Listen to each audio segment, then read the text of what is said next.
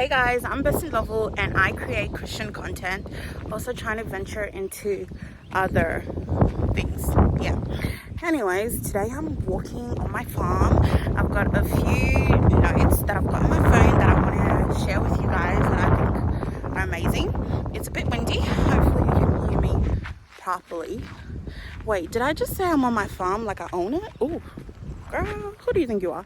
Sorry. The intro has been too long and I don't like long intros because I feel like people get bored as soon as they see a long intro. But yeah. Anyways, so first one is valuing God's opinion above others. And I say this because I think I would rather value the opinion of the person who made the universe. God created the universe. He created the trees, the birds, the houses, every single thing. And who else has done that? Nobody. He also died for me. Who else is going to do that for me? Absolutely nobody. He provides all my needs, my shelter, my food, my car, every single thing. God provides it for me. Who else is going to do that for me? Nobody. So that is why I value his opinion over anybody else.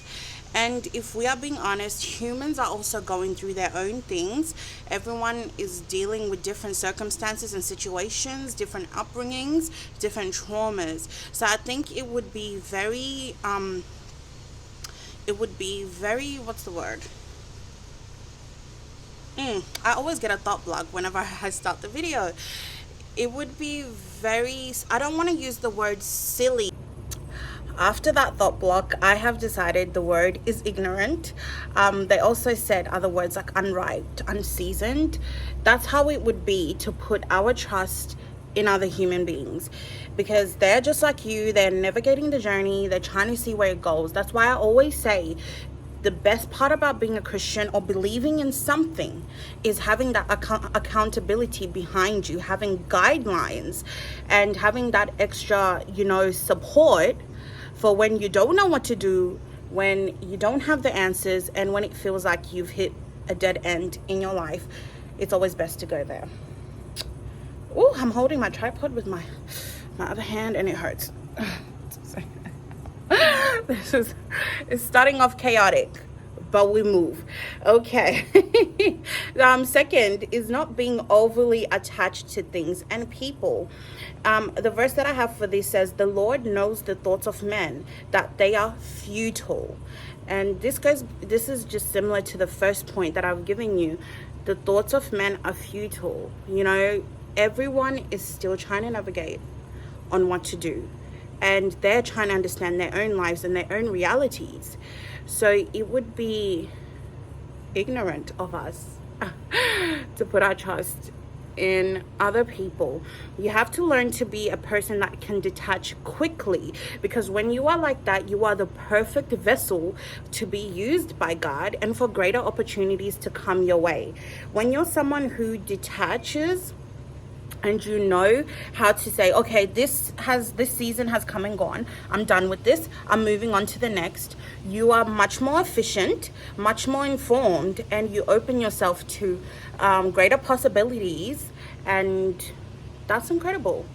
And with that being said, every point that I give today, take it with a grain of salt, and also like with what's the word? Oh, here we go again. I don't know what it is. It's common sense. Take it with common sense that there's areas in your life where you can't just do that. If you're married, you can't just detach from your husband, unless you do it the legal way or the biblical way or whatnot.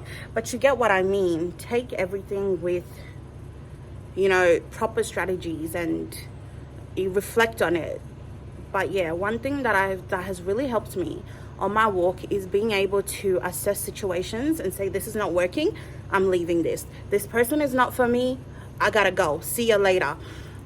Being that kind of person, it'll be just easier for God to access your heart, access your mind and your soul, and you're easily teachable and led when you are that kind of person. So yeah, I hope this wasn't too messy. Anyways, on to number 3.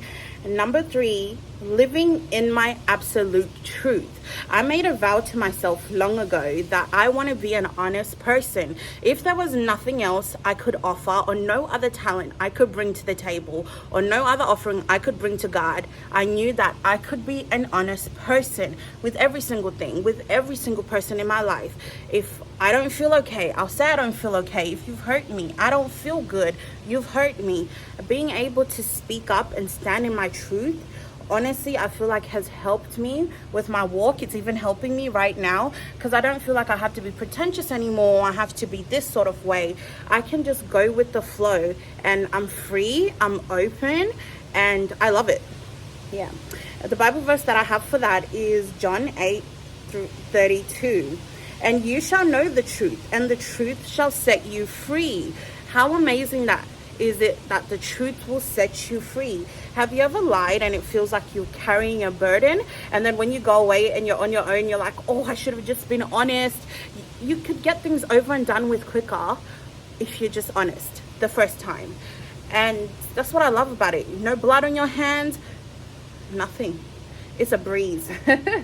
But it's also talking about the truth of Christ, the truth of knowing Jesus. And I've noticed when you live in your truth, you're already like 10 steps closer to already being that perfect vessel for Christ, who is blameless before him, because he can't hold anything against you, and no one else can, because they're like, okay, she's already put it on the table, what can we do? And yeah. The other verse I have is John 4:24. God is spirit, and those who worship him must worship him in spirit and in truth.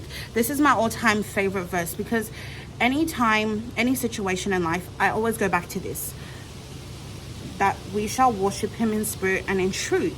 How I live my life and try and vibrate on a daily is me and God, me and Jesus, we are one. And when I stand in that verse, it just makes it easier for me to pray. It makes it easier for me when I'm around other people to be the best version of myself that I can be. Yeah.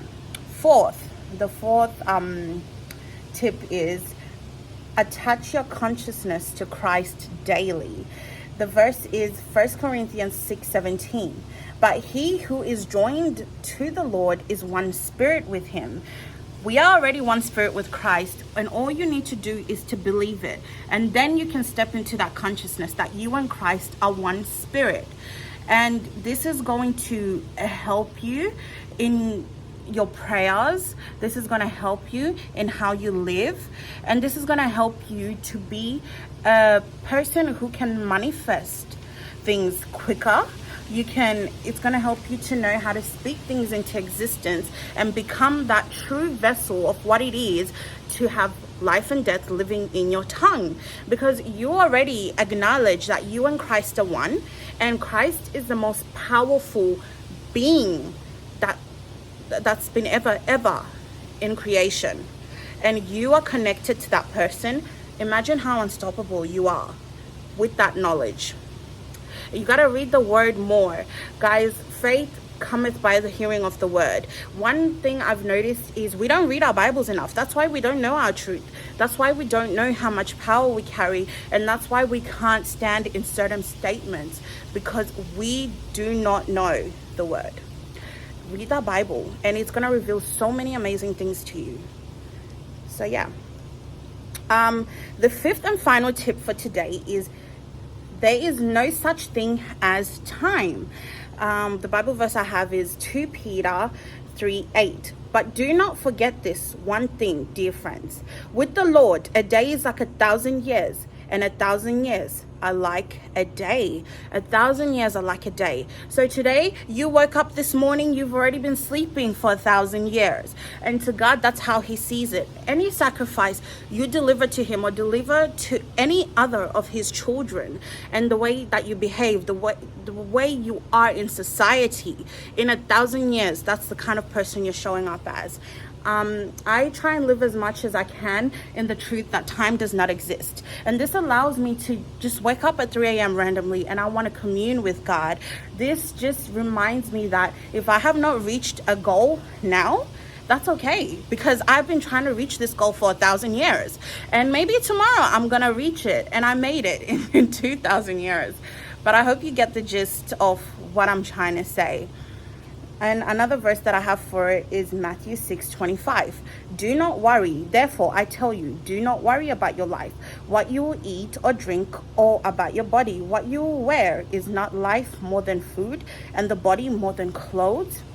Look at the birds of the air. They do not sow or reap or store away in barns, and yet your heavenly Father feeds them.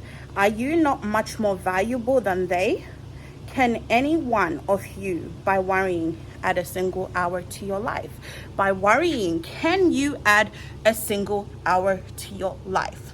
This has been a life changer for me. If I'm worried about the silliest things, I'm like, okay, you know what? If I worry about it anymore, I'm not gonna gain more time.